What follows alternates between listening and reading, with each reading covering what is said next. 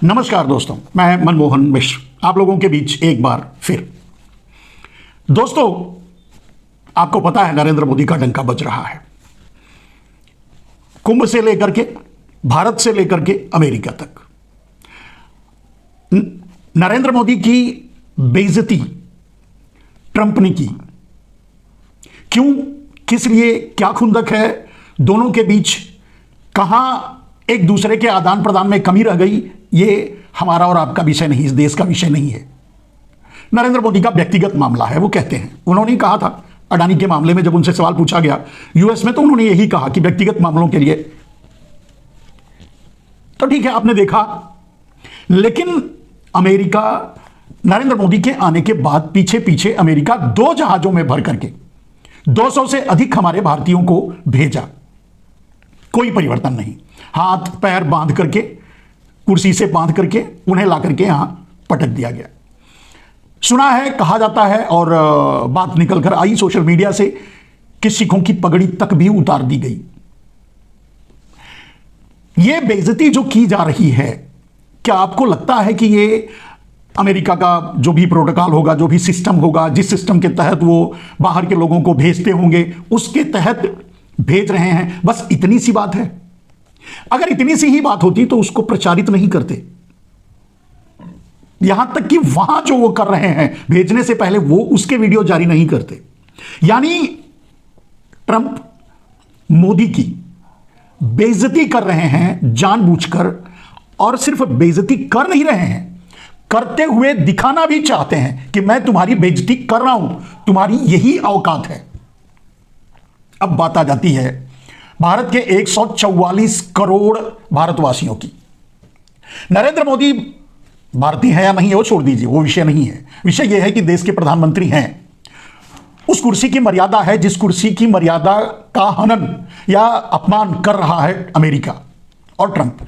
इतिहास में पहली बार इस तरह से किसी का अपमान किसी भी देश में, किसी भारतीय प्रधानमंत्री का अपमान किसी भी देश में नहीं हुआ था और आगे शायद नहीं होगा। नरेंद्र मोदी ने यह साबित किया है कि वो पूरी तरह से कायर हैं। ठीक, नरेंद्र मोदी कायर हैं, ये उनका व्यक्तिगत मामला है। उनकी कायरता के पीछे क्या राज है, ऐसी कौन सी मजबूरी है जिसके कारण नरेंद्र मोदी अमेरिका के सामने इतना झुके हुए हैं, यह भी अज्ञात नहीं है। इस बारे में भी बता चुका हूं मेरे दोस्त कि नरेंद्र मोदी अमेरिका और चीन के प्रोजेक्टेड प्लांटेड प्राइम मिनिस्टर हैं भारत में, और इनका प्लांटेशन तब से किया गया था जब ये मुख्यमंत्री बनाए गए थे बिना किसी योग्यता के। ये कई बार बता चुके हैं, ये भी आप जानते हैं। नरेंद्र मोदी अपने मुखारबिंद से यह बात स्वीकार कर चुके हैं कि वो भीख मांगकर खाते भले थे, वो चाय बेचने वाले के बेटे भले हैं, वो उनकी गरीबी, अपनी गरीबी का रोना वो जग जाहिर रोते हैं, लेकिन अपने ही मुखारबिंद से उन्होंने ये कहा था कि कईयों बार, उनके शब्द ये हैं शायद, कि वो अमेरिका के लगभग सब शहरों का दौरा कर चुके हैं। अब आप एक बात बताइए मेरे दोस्त, अमेरिका का दौरा करने की फंडिंग कौन कर रहा था? नरेंद्र मोदी को। इससे यह साबित होता है कि Narendra Modi planted prime minister हैं, और इनका प्लांटेशन मुख्यमंत्री काल से शुरू हो गया था, जबकि बिना किसी योग्यता के अटल बिहारी वाजपेयी पर अमेरिका और चीन दबाव डाल करके उन्हें मुख्यमंत्री बनवाया। बाद में वो अपने कर्मों कुकर्मों से जो भी अब तक प्रधानमंत्री की कुर्सी पर पहुंचे हैं, कैसे किस तरह से आप जानते हैं। अमेरिका और चीन दोनों, चीन को नरेंद्र मोदी लाल आंख दिखाने की बात करते थे, अमेरिका इनको वीजा नहीं देता था। दोनों ये दूरी बना के रखे थे नरेंद्र मोदी से कि कोई शक ना हो कि ये अमेरिकन एजेंट हैं, अमेरिका के लिए काम कर रहे हैं, अमेरिका के प्रोजेक्टेड और प्लांटेड हैं। इसके लिए जैसे ही प्रधानमंत्री बने, आपने देखा कि न जाने अनगिनत बार साष्टांग दंडवत करके आ गए। एक पैर यहां रहता है तो एक पैर अमेरिका में, तो दूसरा फिर चीन में पड़ता है, फिर एक पैर भारत में आता है। आप देख चुके हैं, देख रहे हैं, समझ रहे हैं। ना तो चीन को लाल आंख दिखाई, चीन के सामने तो सरेंडर ही कर दिया कि मैं तो छोटी इकोनॉमी हूं, इतनी बड़ी चीन जैसी इतनी बड़ी इकोनॉमी से हम कैसे लड़ सकते हैं। भाई, उनका विदेश मंत्री क्या मतलब वो कहे, उस पर तो कोई एक्शन नहीं लिए, कुछ रिएक्शन नहीं दिए, इसका मतलब उनकी वो भाषा थी। तो कहने का अर्थ यह है कि नरेंद्र मोदी चीन के सामने तो साबित कर चुके हैं अपने कायरता की वो पराकाष्ठा कि भाई हम तो छोटी इकोनॉमी है, चीन से कहां लड़ सकते हैं, चीन का मुकाबला कहां कर सकते हैं। तो वो जो कर रहा है करने दो, घुस रहा है घुसने दो, ले रहा है लेने दो। और अंडर डील भी साथ में चालू है। अडानी और चीन मिलकर बिजनेस कर रहे हैं। सारे बॉर्डर, आपको पता ही होगा कि सारे बॉर्डर की जमीनें अडानी को दी जा रही हैं, यानी चीन को भी इनडायरेक्टली दी जा रही हैं। आपको पता ही होगा, सोनम वांगचुक आंदोलन करने की कोशिश की है, बॉर्डर पर जाने का, बॉर्डर तक यात्रा करने की कोशिश की, कहीं नहीं जाने दिए, दिल्ली आने की कोशिश की, उनको उठाकर बंद कर दिए, उठाकर फेंक दिए। जो भी हुआ आपको सब पता है। लद्दाख या फिर और दूसरे बॉर्डर के प्रदेश जो चीन से सटे हुए हैं, वो चीन को समर्पित किए जा रहे हैं, बेचे जा रहे हैं। ये बेचे जा रहे हैं, ये समझौते के तहत हो रहा है, अडानी का बिजनेस बढ़ाने के लिए और चीन से अपनी वफादारी निभाने के लिए। चीन से अपनी वफादारी तो नरेंद्र मोदी बहुत बढ़िया पहले ही निभा चुके हैं कि भारत के 70% एफएमसीजी मार्केट को चीन के हवाले कर दिया। आज भारत में कुछ नहीं बनता, थोड़ा बहुत कुछ बनता होगा। जो भी बाजार में जाइए सामान लीजिए, वो चीन का है, या तो चीन का बना हुआ है, या तो भारत का अगर है तो भारत का बना हुआ नहीं है, भारत में असेंबल्ड है वो चीन का, उसमें सामान जो लगा है वो चीन का ही है। यानी भारत पूरी तरह से चीन पे डिपेंड हो चुका है। यही चीन चाहता था और चीन अमेरिका ने मिलकर के नरेंद्र मोदी को प्लांट किया। अमेरिका जो चाहता था उसको भी मिल चुका, उसका भी प्रमाण आपके सामने है, आप देख रहे हैं, जान रहे हैं। एक कबाड़ जैसे एलन मस्क कह चुके हैं कि ये कबाड़ है F-35, वो नरेंद्र मोदी लेके आ रहे हैं 3 गुने दाम पर। आपको पता ही है, रफाल वाला केस 500 का 1500 दे के आए थे। उसी तरह से एक कबाड़ को खरीदने के लिए भी अच्छी खासी कीमत दे रहे हैं। इतनी बड़ी कायरता और इतना बड़ा, इस हद तक नरेंद्र मोदी की कायरता का परिचय देने के पीछे क्या है, यह भी बता चुका हूं आपको कि अडानी को उन्हें किसी भी कीमत पे बचाना है। अडानी अगर फंसा तो नरेंद्र मोदी सीधे ही उसके पहले फंस जाएंगे। अब अडानी को इसलिए बचाएंगे क्योंकि उन्हें अपने आप को बचा के रखना है। अडानी का पूरा अंपायर नरेंद्र मोदी का ही भाई, आरएसएस का ही बेटा है वो, अरविंद केजरीवाल, जिसने आपको बताया था कि 20% सिर्फ अडानी का है, बाकी सब तो प्रॉपर्टी अडानी ग्रुप पूरा नरेंद्र मोदी का है। यह भी बिल्कुल सच है। यहां तक की बातें आपको समझ में आ गई। कहने का मतलब नरेंद्र मोदी की मजबूरी और नरेंद्र मोदी की कायरता के पीछे अडानीवाद है, गुजरातवाद है, माफियावाद है, ठीक है। लेकिन अब सवाल उठता है कि अगर आप कुंभ में मर के, कुंभ के गटर में नहा के, मैं नहीं कह रहा हूं, ये तो आप एनजीटी कह रहा है कि उसमें मलमूत्र के कण हैं ज्यादा, नहाने लायक भी नहीं रह गया, तो अब इससे ज्यादा क्या, कौन सा प्रमाण आप, ठीक है, आपकी ही सरकार, आपके ही लोग ये बात कह रहे हैं। तो कहने का मतलब, एक फिल्म थी, उसके कुछ सीन थे, कभी कभी ऐसे ही आ जाता है सामने, मैं फिल्म नहीं देखता लेकिन सीन आ जाते हैं सामने, टीवी पर चलता रहता है तो बीच में आ जाता है, देख लेता हूं। एक सीन था किसी फिल्म का, फिल्म भी नाम नहीं जानता। एक आदमी है जिसे बहला फुसला करके एक आदमी बोलता है कि भाई ये गंगा नदी या कुछ पवित्र नदी है, इसमें स्नान कर लो। वो आदमी उसमें जंप कर लेता है, पता चलता है कि वो गटर है। जब बाहर निकलता है तो एक डायलॉग बोलता है, वो कहता है, अच्छा पानी बोलकर गटर में गिरा दिया, रे कैसे हो तुम लोग। ये दिल्ली में, शायद ये दिल्ली के लिए उस समय उस सीन में ये कहा जा रहा है। ये काम प्रयाग में हो गया। पवित्र गंगा में नहाने की बात 144 साल के बाद आपको नहाने का अवसर देने की बात करके गटर में कूदा दिया और उसी में नहा करके आप आ गए। जो आ गए पवित्र होकर के, उनके बारे में मैं कुछ नहीं कह सकता। जो अभी जाने वाले हैं पवित्र होने के लिए, उनको भी मैं क्या कहूं, उनके अपने बुद्धि का परिचय है। उन्होंने वो पाप किए होंगे, पापी होंगे, मैं नहीं जानता। उनके पाप का मेरे पास कोई हिसाब नहीं है। उनके मन में जो भार होगा उसे दूर करने के लिए गए, नहाए गटर में। अब ये उनकी आस्था, लेकिन जो सामने आ रहा है वो तो बड़ा शर्मनाक है। शर्मनाक इसलिए है कि अब उनको भी पछतावा होता है, अरे बाप रे, इतना भीड़ में लोगों के से धक्के खाते हुए 20 किलोमीटर 50 किलोमीटर चल के ट्रेन में, बाथरूम में, लैट्रिन में बैठ के गए तो गटर में नहाने के लिए। खैर, ये उनका अफसोस है। बात यहां इस बात को नहीं बढ़ाना था। बात यह है कि नरेंद्र मोदी ने सदी के महान, एक अमिताभ बच्चन है जिन्हें कहा जाता है सदी के महानायक हैं, तो नरेंद्र मोदी सदी के महाकायर साबित हो चुके हैं।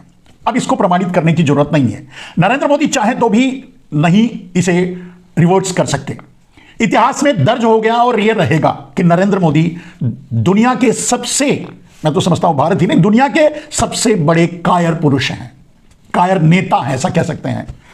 पुरुष तो है नहीं, वो तो मतलब नॉन बायोलॉजिकल हैं, मतलब अजन्मा हैं, वो भेजे गए हैं ऊपर से, पकौड़ी की तरह खोट करके टपकाए गए हैं, वो अलग बात है, वो उस पर भी मैं नहीं जाता। तो दोस्त, इस समय नरेंद्र मोदी ने यह साबित कर दिया, नरेंद्र मोदी सरेंडर कर चुके हैं। नरेंद्र मोदी ने साबित कर दिया, मैं कुछ नहीं कर सकता, मैं कुछ नहीं बोल सकता। अमेरिका चाहे जो करे करे, जितना अपमान करे कर ले। वो जबरदस्ती हम पर विमान थोप ले, हमारा टैक्स घटाने के लिए बोले हम घटा देंगे उसका टैक्स, अपना हमारा वो बढ़ा रहा है तो बढ़ाने दीजिए। यानी जो हमारे साथ अमेरिका कर रहा है हमें स्वीकार है। ये नरेंद्र मोदी के लिए है, नरेंद्र मोदी के लिए। नरेंद्र मोदी ने यह साबित किया है, सदी के महाकायर नरेंद्र मोदी ने अपने आप को साबित कर दिया। अब आपका क्या, इस 144 साल के बाद महाकुंभ में इतनी बड़ी भीड़, इतना बड़ा देश, इतनी पता नहीं विश्वगुरु ये जो भी है, आपका क्या आप भी नरेंद्र मोदी के साथ अपने आप को कायर साबित करना चाहते हैं, कायर ही बनकर जीना चाहते हैं, कायर ही बनकर रहना चाहते हैं? हर समय हर आदमी को बहादुर बनने का एक मौका जरूर मिलता है। कहीं किसी फिल्म में ऐसे ही कुछ डायलॉग था, ठीक मिलता है, आपको भी मिला है। आप साबित कर सकते हैं कि आप नरेंद्र मोदी नहीं हैं। आप साबित कर सकते हैं कि नरेंद्र मोदी भारत नहीं है, नरेंद्र मोदी इंडिया नहीं है, नरेंद्र मोदी ही सब कुछ नहीं है। नरेंद्र मोदी की तरह हम 144 करोड़ भारतवासी कायर नहीं हैं। भले ही हम अपनी अज्ञानता बस गटर में जाके नहा के आ गए, कोई बात नहीं। भले ही हमारे कुछ लोग वहां मारे भी गए, उसमें भी कोई बात नहीं। भले ही आते जाते रास्ते में न जाने कितने मर रहे हैं, कोई बात नहीं। लेकिन कायर नहीं है, ये तो कम से कम मुंह से बोलो, आगे बढ़ो, मुंह तो खोलो, कुछ तो बोलो। तुम, हम, यानी ये देश 144 करोड़ लोग क्या अपनी बहादुरी, अपनी ताकत, अपनी क्षमता सिर्फ इसलिए रखोगे कि 144 साल बाद कुंभ के गटर में नहा करके पवित्र होने का? मैं नहीं कहता, वो कहते हैं गटर, मैं नहीं कहता, वो कह रहे हैं। मैं तो उस विचार का ही नहीं हूं। मैं अगले जन्म के डर से इस जन्म में जाकर के कहीं अपना पाप धोने, पापी तो हूं ही नहीं, मैं तो पापी खुद को नहीं मानता। आप मानते हो, आप गए हो, या आप सोचते हो कि आपके पूर्वज पापी थे, उनका पाप धोने गए हो, या आप सोचते हो कि आप इस जन्म में उस गटर में नहा लोगे, यानी पाप धो लोगे तो अगले जन्म में आपको स्वर्ग मिलेगा। मैं उसमें का भी नहीं हूं, मुझे अगले जन्म में स्वर्ग भी नहीं चाहिए। इस जन्म में इंसान बनकर के एक मानवीय मूल्यों की रक्षा करते हुए, मानवीय मूल्यों पर चलते हुए जी लूं, यही बहुत बड़ी बात है। मेरी तो यही इच्छा और कामना है। रही बात, अब क्या 144 करोड़ वाले इस देश के देशवासी भी नरेंद्र मोदी के साथ मिलकर यह नारा लगाएंगे, हां हम कायर हैं? अब आपका सवाल होगा मेरे दोस्त, आखिर इस कायरता से उबरा कैसे जाए? अमेरिका ने जो हमारे साथ किया, खुलकर किया, जो कर रहा है, अभी आपको पता होगा कि उसने ऐड रोक दिया, यूएस ऐड करके कुछ था जो यहां चुनाव में खर्च करने के लिए देता था। उसकी क्या जरूरत है? हमको उसकी जरूरत नहीं है। इससे यह पता चलता है कि उसकी दखलंदाजी यहां की राजनीति में रहती है। खैर, ये इस पर हम नहीं जाते। बात ये करते हैं मेरे दोस्त कि हम अपने ऊपर लगे धब्बे, नरेंद्र मोदी के रूप में लगे धब्बे को कैसे मिटाएं? हम अपने आप को बहादुर कैसे साबित करें? हम नरेंद्र मोदी की कायरता की परिछाया में क्यों अपने आप को समेट दें? हम क्यों बहादुर अपने आप को साबित ना करें? हम भारतीय 144 करोड़ देश सिर्फ हर 144 साल बाद निकल करके बाहर इस तरह से नहाने के लिए हैं। तो अब आपका सवाल होगा, आपने देखा होगा उनकी मीडिया, माने मोदी की सुपारी मीडिया और वो आईटी सेल, ट्रंप ने कुर्सी खींच दी। वो कुर्सी इसलिए खींचते हैं कि सबकी कुर्सी खींच देना चाहते हैं, सिर्फ अपने बैठना चाहते हैं, और सबका खींचते हैं, नरेंद्र मोदी का अकेले नहीं है। ट्रंप अपमान करना ही नहीं चाहते, करते हुए दिखाना भी चाहते हैं कि देखिए मैं तुम्हारा अपमान कर रहा हूं, तुम इसी के काबिल हो।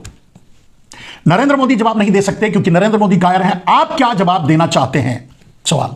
अब सबसे बड़ा सवाल है मेरे दोस्त कि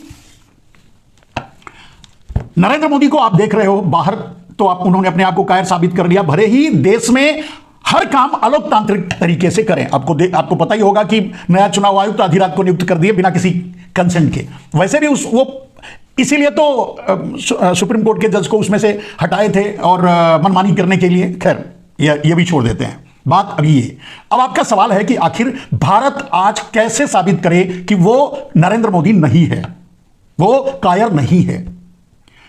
वो हर बात का जवाब देना जानता है। वो लाल बहादुर शास्त्री का भारत है, वो नेहरू का भारत है, वो इंदिरा का भारत है। 1971 को याद कीजिए, अमेरिका सामने लड़ने के लिए आ रहा था, इंदिरा गांधी ने चैलेंज कर दिया था, आ जाओ हम देख लेंगे। ठीक है, लड़ाई होती, क्या परिणाम होता वो अलग बात है। हमारे साथ रूस खड़ा हुआ ये अलग बात है। आज नरेंद्र मोदी रूस का भी साथ छोड़ करके अमेरिका की गोद में बैठना चाहते हैं। अमेरिका यही चाहता था और इसीलिए नरेंद्र मोदी जैसे दलाल को प्राइम मिनिस्टर प्लांट किया भारत में। वो अपने हितों को साध चुका है। उसका हित साधना था कि भारत हमारे कदमों में बैठा रहे और जो हम बेचें वो ले। सामरिक बाजार पे भारत के सामरिक बाजार पे कब्जा करना उसका उद्देश्य था, कर लिया। आप देख रहे हैं जबरदस्ती F-35 का डील, ये इसका सबसे बड़ा प्रमाण है। अब आगे बढ़ते हैं मेरे दोस्त। फिर से वहीं आके अटक जाता है कि आखिर हम क्या करें, यानी आप क्या करो। अगर आप मुझसे पूछोगे तो मेरे पास समाधान है। हम चुटकी बजाते अमेरिका का जवाब भी दे सकते हैं और अमेरिका को घुटनों पे ला सकते हैं। आप खुद रिसर्च कीजिए, आप खुद सर्च कीजिए, आप खुद जानने की कोशिश कीजिए, आप खुद समझने की कोशिश कीजिए। आपको पता चल जाएगा जो मैं कह रहा हूं बड़ी गंभीर और सही बात है। बात क्या है मेरे दोस्त, हमको क्या करना चाहिए? हमको आज नरेंद्र मोदी का विरोध करना चाहिए। नरेंद्र मोदी से इस्तीफा लेना चाहिए, किसी और को प्रधानमंत्री बनाना चाहिए। नरेंद्र मोदी ने अपनी कायरता साबित कर दी है। एक कायर को प्रधानमंत्री बने रहने का कोई हक नहीं है और वैसे भी हर मामले में वो फेल हुए हैं। बेरोजगारी, गरीबी, महंगाई, रुपए का अवमूल्यन, देश का विकास, सब कुछ तहस नहस कर दिया है। भारत के लोग युद्ध क्षेत्रों में जाकर के रोजी रोटी कमाने के लिए अपनी जान गंवा रहे हैं। प्रमाण आपके सामने है। भारत के लोग डॉन्की बनकर दूसरे देशों में जा रहे हैं और वहां से अपमानित होकर आ रहे हैं। प्रमाण आपके सामने है। और इसमें सबसे ज्यादा गुजरात के लोग हैं जिसे मॉडल बना करके, गुजरात मॉडल पूरा देश बनाना चाहते थे, तो जिसे मॉडल बनाकर पेश किया वो तो सामने है। अब आपका सवाल और जवाब मेरे दोस्त बहुत साधारण सी बात है और यह जगविदित है, इस पर ध्यान देना। भारत के लोग, हम लोग, आप लोग अगर सड़क पर उतरकर नरेंद्र मोदी का विरोध करें और हम एक मांग को लेकर देश में सामने आए, उतरें कि भारत काले धन को राष्ट्रीय संपत्ति घोषित करे। एकमात्र एक उपाय है चीन और अमेरिका जैसे नाटो के देशों को घुटनों पर बिठाने का। एकमात्र एक उपाय, काले धन को राष्ट्रीय संपत्ति घोषित करना। अगर संसद में काले धन को राष्ट्रीय संपत्ति घोषित करने का विधेयक पास हो गया, कानून बन गया, दुनिया के हर देशों में जो भी बैंक हैं जो भारत के लुटेरे ले जाकर वहां छुपा के रखे हैं, अडानी अंबानी जैसे चोर, वो पैसा देना ही पड़ेगा उन बैंकों को, भारत को। यही नियम है, यही कानून है। और अगर वो दे देंगे तो पैसे वसूल करके वो बैंक देंगे इन्हीं अमेरिका और चीन से जो कर्जा खा के बैठे हैं।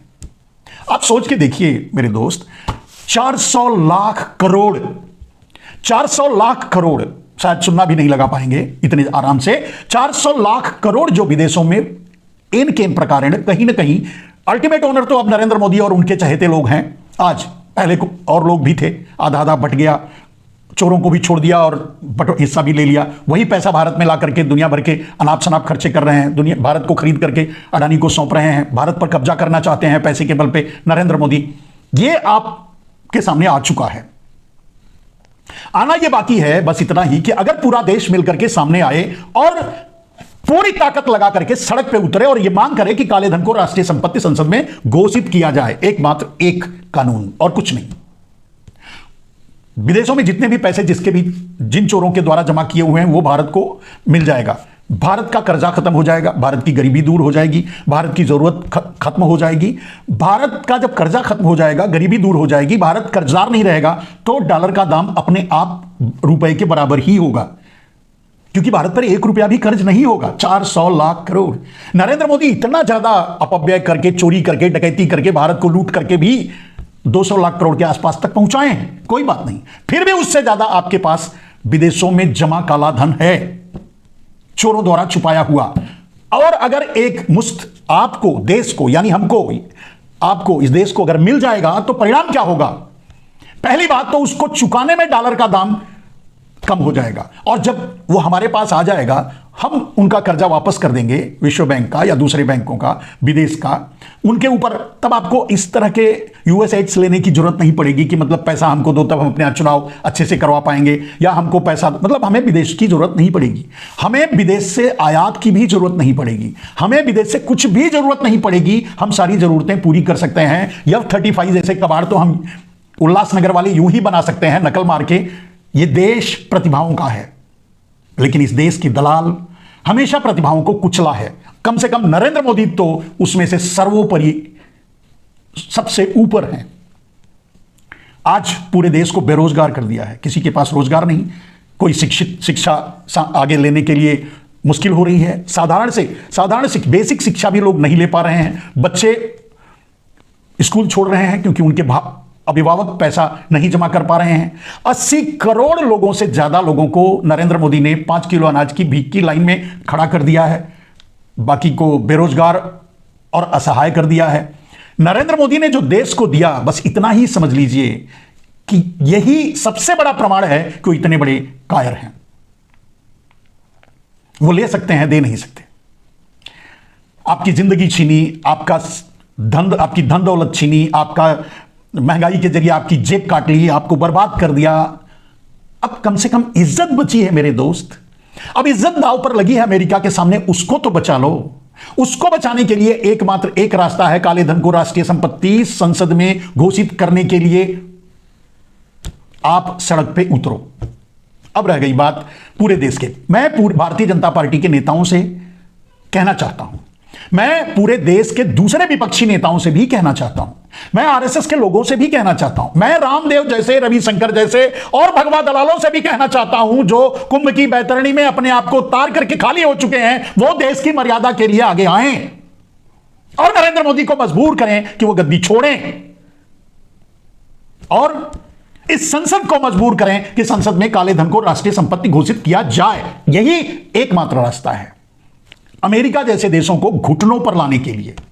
क्योंकि कर्ज लेकर आपका पैसा जब किसी भी बैंक में आपने जमा कर रखा है, आपके देश के चोर ले जाके रखे हैं, वो पैसा उस बैंक वाले ने अपने तिजोरी में नहीं रखा है, वो दूसरों को कर्ज दे रखा है। और वो कर्ज, दुनिया का सबसे बड़ा कर्जदार तो अमेरिका है। यानी सबसे ज्यादा पैसा उसे लौटाना पड़ेगा विश्व बैंक को, जो आपको वापस मिलेगा। यानी घुटने पर तो अपने आप आ जाएगा। और यही ब्लैकमेलिंग कर रहा है नरेंद्र मोदी के साथ अमेरिका। अमेरिका किसी कीमत पे भी नहीं चाहता कि काले धन को राष्ट्रीय संपत्ति घोषित किया जाए और भारत को उसका पैसा जो विदेशों में काले धन के रूप में जमा है वो वापस ले ले। अमेरिका नहीं चाहता, क्योंकि उस पैसे को वो खर्च कर चुका है। अब आप सोच के देखिए, किसी कर्जदार से आप अपना कर्ज का पैसा वापस ले लेंगे तो वो नंगा भूखा पुंगा हो जाएगा कि नहीं। अब इतनी छोटी सी और साधारण बात नहीं आप समझ पा रहे हैं तो मैं आपको कैसे समझाऊं। ठीक है, अगर समझ गए हैं तो दूसरों तक ये वीडियो पहुंचाइए, इसे जागरूक लोगों तक पहुंचाइए, लोग इसे समझें, लोग सड़क पर उतरें, लोग मांग करें कि नरेंद्र मोदी अपनी कायरता लेकर गुजरात जाइए, बैठिए, इस देश को बख्श दीजिए, अपनी पनौती से इस देश को मुक्त कीजिए।